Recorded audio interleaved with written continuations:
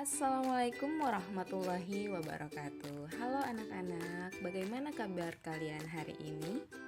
Berjumpa lagi dengan Ibu Dian Rahmawati pada pembelajaran IPA. Kali ini kita akan mempelajari tentang perkembangbiakan tumbuhan dan hewan.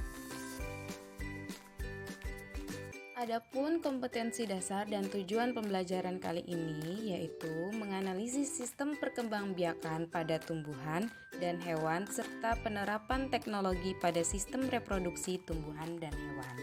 Sedangkan tujuan pembelajaran yaitu menjelaskan hubungan reproduksi dan kelangsungan hidup organisme, menjelaskan macam-macam reproduksi, menganalisis sistem reproduksi tumbuhan dan hewan, mengevaluasi penerapan teknologi reproduksi tumbuhan dan hewan.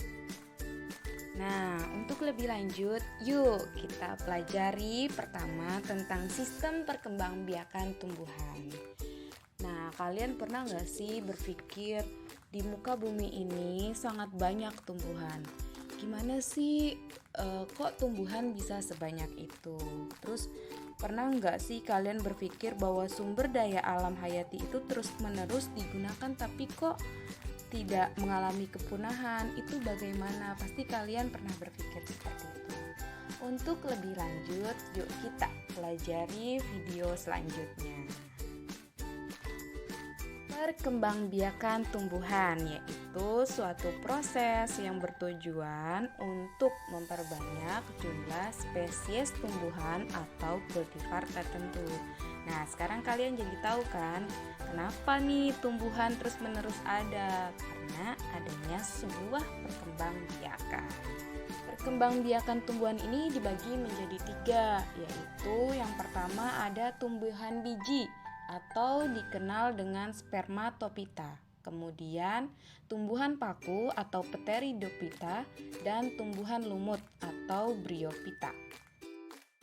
Tumbuhan biji atau spermatopita ini dibagi lagi menjadi 2 macam, yaitu tumbuhan biji tertutup atau angiospermae dan tumbuhan biji terbuka atau gymnospermae. Oke, kita bahas tentang angiospermae dulu ya. Jadi, angiospermae atau tumbuhan berbiji tertutup adalah tumbuhan yang memiliki ciri bakal biji berada di dalam buah atau ovarium. Nah, bakal buah adalah bagian putik yang membesar yang tersusun oleh daun buah atau disebut karpel. Nah, bakal buah selanjutnya akan berkembang menjadi buah dan bakal biji yang berkembang menjadi biji yang sering kita lihat selama ini pada buah-buahan. Nah, adapun perkembangbiakan pada angiospermae ini dibagi menjadi 2, yaitu vegetatif dan generatif. Vegetatif ini yang melibatkan anggota tubuh pada tumbuhan seperti akar, batang, dan daun. Sedangkan generatif ini yang melibatkan sel sperma dan sel telur si tumbuhan, yaitu benang sari dan kepala putih. Untuk lebih lanjut, yuk kita pelajari lebih dalam lagi. Perkembangbiakan vegetatif pada angiospermae dibagi menjadi 2, yaitu perkembangbiakan vegetatif alami dan perkembangbiakan vegetatif buatan. Nah, vegetatif alami itu maksudnya apa? Jadi, alami itu yang gak dibuat-buat tanpa bantuan manusia. Sedangkan vegetatif buatan ini biasanya dibantu oleh manusia, seperti itu. Vegetatif alami yang pertama ada rizoma. Jadi, dia ini berkembang biak dengan tunas batang yang berada pada dalam tanah. Kalian tahu kan tentang jahe suka ada tunas-tunasnya gitu, atau kunyit, lengkuas, jadi kinjer-kinjeran gitulah. Nah, selanjutnya ada stolon, jadi batang tumbuhan yang menjalar di atas tanah seperti batang tumbuhannya stroberi. Kemudian ada umbi lapis. Nah, dia itu susunannya berlapis-lapis sehingga disebut sebagai umbi lapis. Biasanya itu pada bawang-bawangan, bawang bombay, bawang merah gitu. Selanjutnya ada umbi batang, jadi pengembangan pada bagian batang tuh di dalam tanah. Cuma yang di dalam tanah ya, bukan yang di luar. Nah, itu Biasanya batang tersebut itu menyimpan cadangan makanan. Nah, contohnya seperti umbi jalar, kentang. Selanjutnya ada kuncup adventif daun.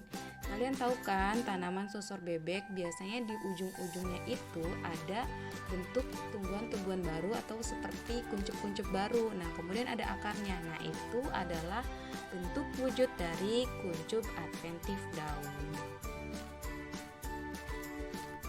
Selanjutnya vegetatif buatan. Nah, yang dibantu oleh manusia seperti mencangkok, merunduk, stek. Nah, kalian pasti udah tahu nih karena sebelumnya kalian udah belajar nih waktu kelas 6 atau 7 dan 8 kalian sudah mempelajarinya.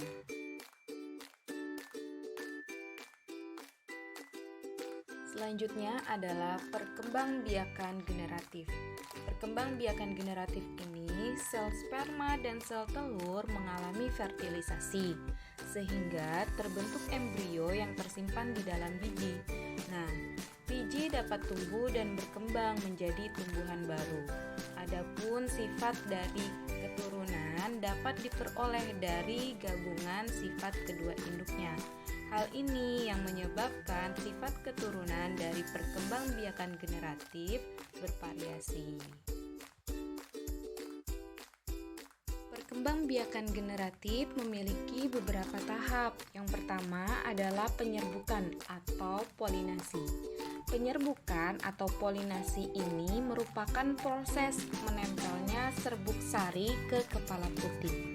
Nah, penyerbukan ini dibagi menjadi beberapa macam berdasarkan jenis perantaranya.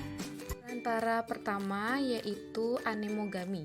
Anemogami ini penyerbukan yang dibantu oleh angin. Kemudian entomogami. Entomogami ini dibantu oleh serangga. Selanjutnya ornitogami yang dibantu oleh burung.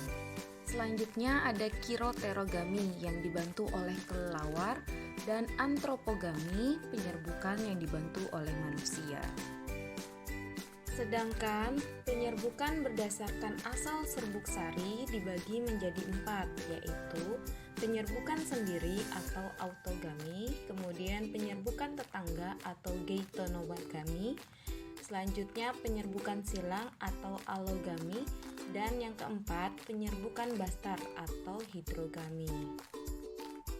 Kedua adalah pembuahan atau fertilisasi, yang mana merupakan peristiwa peluburan sel kelamin jantan atau sel sperma dengan sel kelamin betina atau sel ovum atau sel telur.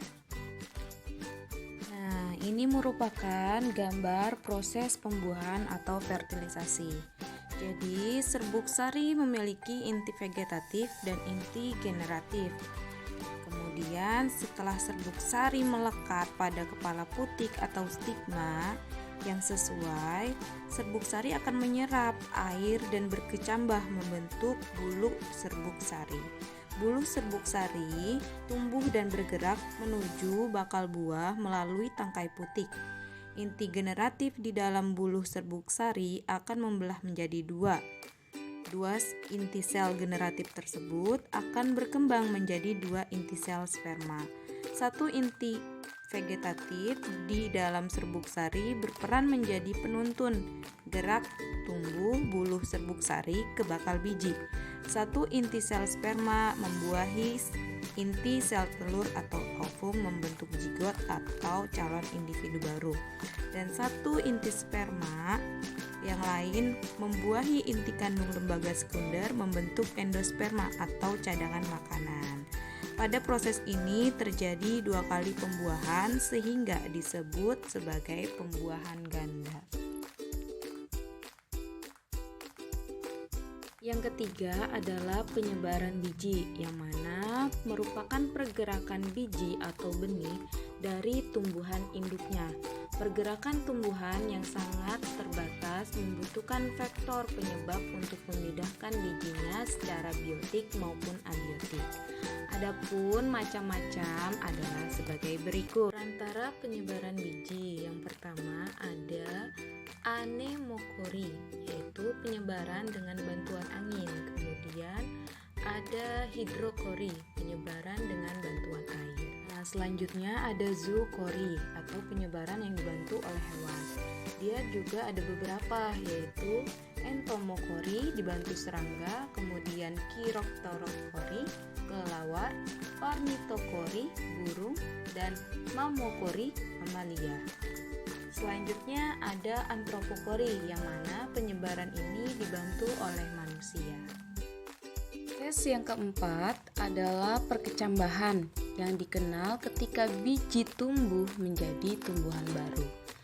Dormanisasi adalah peristiwa ketika biji mengalami istirahat. Setelah dormanisasi, maka biji akan tumbuh menjadi tumbuhan baru. Masa dormanisasi setiap tumbuhan ini berbeda-beda. Adapun faktor yang mempengaruhinya adalah sama. Hidup Angiospermae. Yang pertama yaitu proses penyerbukan, kemudian struktur biji, struktur buah, proses perkecambahan, struktur bunga, struktur benang sari, struktur putik, dan struktur serbuk sari. Bisa kalian lihat dari gambar tersebut ya. Oke deh, sekian pembelajaran hari ini. Semoga bermanfaat. Tetap patuhi protokol kesehatan ya. Assalamualaikum warahmatullahi wabarakatuh. Terima kasih.